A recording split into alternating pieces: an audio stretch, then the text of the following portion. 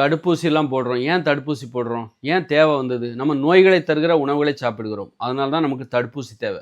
Polio சொட்டு மருந்து ஏன்? நம்ம நோய்களை தருகிற உணவுகளை சாப்பிடுகிறோம். அதனால தான் நமக்கு தடுப்பூசி தேவை.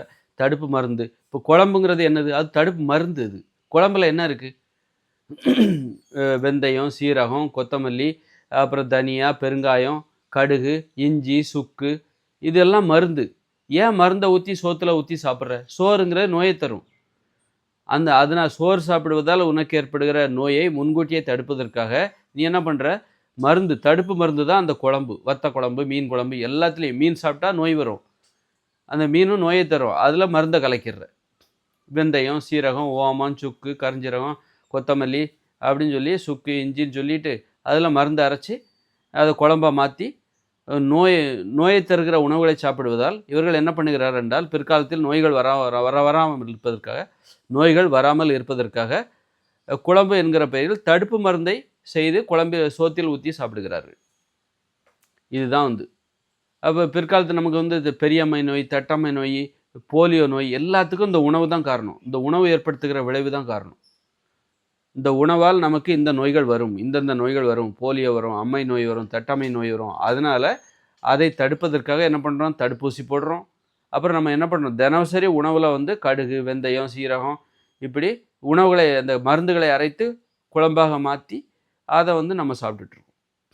நோய் வந்துடக்கூடாதுங்கிற. ஏன்னா நோய்களை தருகிற உணவுகள் எது? மாமிசம், மீன், முட்டை, தயிர், மோர், பால், வெண்ணெய், நெய், அரிசி, கேழ்வரகு, கோதுமை, தேன். தேன் தேனீக்களுக்கான உணவு.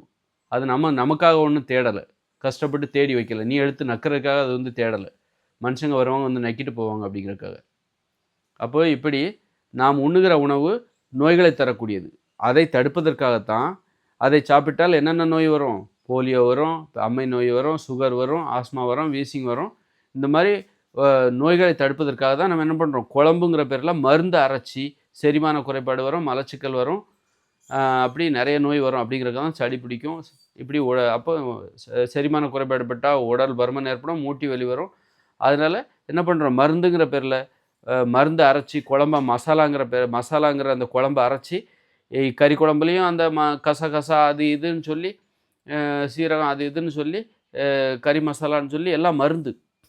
ஏன்னா நோய்களை தருகிற. இப்போ வாகனத்தில் வேகமாக போகிறீங்க, ஹெல்மெட்டு போடுறீங்களா?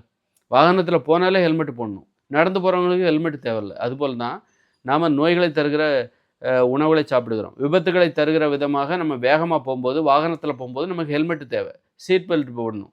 நீ நடந்து போகிறவனுக்கு சீட் பெல்ட்டு தேவையில்லை, நடந்து போகிறவங்களுக்கு ஹெல்மெட்டு தேவையில்லை. அப்போ சீட் பெல்ட்டு ஹெல்மெட்டுங்க என்னது? விபத்து ஏற்பட்டால் நம்மை பாதுகாக்கின்ற ஒரு உபகரணம். அதுபோல் தான் நோய்களை தருகிற உணவுகளை நாம் சாப்பிடுகிறோம்.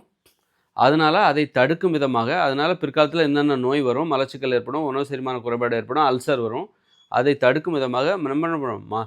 மருந்துகளை மசாலாவாக அரைச்சி குழம்புங்கிற பேரில் குழம்பு ஊற்றி வத்த குழம்பு, மீன் குழம்பு, கறி குழம்பு எல்லாத்துலேயும் மருந்து இருக்குது, சாப்பிட்றோம். அதுபோல் போலியோ நோய், அதை நீ குழம்பு வச்சு சாப்பிடணும். போலியோ நோயை தடுக்கிற ஒரு வத்த குழம்பு அப்படின்னு சாப்பிட முடியாது. அப்போ அதுக்கு தனியாக சொட்டு மருந்து.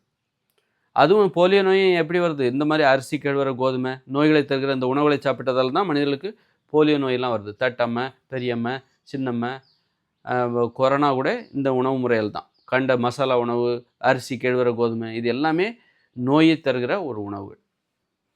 அதனால் இதனால் ஏற்படுற நோய் தான் கொரோனா முதற்கொண்டு. நீ வெறும் காய்கறிகளையும், பழங்களையும், கீரைகளையும், கிழங்குகளையும், பயிர்களையும், பருப்புகளையும், கடலைகளையும், காளான்களையும், இலைத்தலைகளை உப்பு சேர்க்காமல் பச்சையாக சாப்பிடு. எதை பச்சையாக சாப்பிட முடியாதோ அதை மட்டும் வேக வைத்து சாப்பிடு. ஆனால் உப்பு சேர்த்துறாத, மசாலா சேர்த்துறாத. இப்படி சாப்பிட்டேன்னா உனக்கு நோய் வராது. போலியோ நோய் வராது, எந்த நோய் வராது.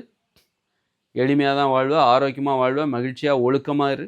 இது உணவு ஒழுக்கம். ஒழுக்கமாக இருப்பவர்களால் மட்டுமே நான் சொல்கிற உணவுகளை உட்கொள்ள முடியும். ஒழுக்கம் இல்லாதவங்களால், ஆடம்பரமாக வாழணும்னு விரும்புகிறவங்களால் இதை நான் சொல்லுகிற உணவுகளை உட்கொள்ள முடியாது. இப்படி ஒரு ஒழுக்கமான வாழ்க்கை வாழ்ந்தால் நமக்கு எந்த நோயுமே வராது. போலியோ நோய் வராது, பெரியம்மை நோய் வராது, கொரோனா வராது, ஆஸ்மா வராது, வீசிங், சுகர் எதுவுமே வராது.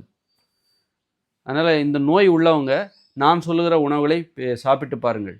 நான் அனுபவித்து ஆராய்ச்சி பண்ணி தான் இதை சொல்கிறேன். அதனால் இதை நீங்கள் ஒத்துக்கணுன்னா இல்லை என்னால் ஒத்துக்க முடியாது, நான் மறுக்கிறேன் என்றால் என்னை போல் நீங்களும் ஆராய்ச்சி செய்யுங்கள். ஆராய்ச்சி செய்து உங்கள் முடிவுகளை சொல்லுங்கள். ஆராய்ச்சி செய்யாமல் என்னால் இதை சொல்ல முடியாது. அதுபோல் ஆராய்ச்சி செய்யாமல் நீங்கள் இதை மறுத்தீர்கள் என்றால் அதை என்னால் ஏற்றுக்கொள்ள முடியாது. ஆராய்ச்சி செய்தால் அப்பொழுது நீங்கள் ஒத்துக்கொள்வீர்கள் நான் சொல்வது உண்மை என்று.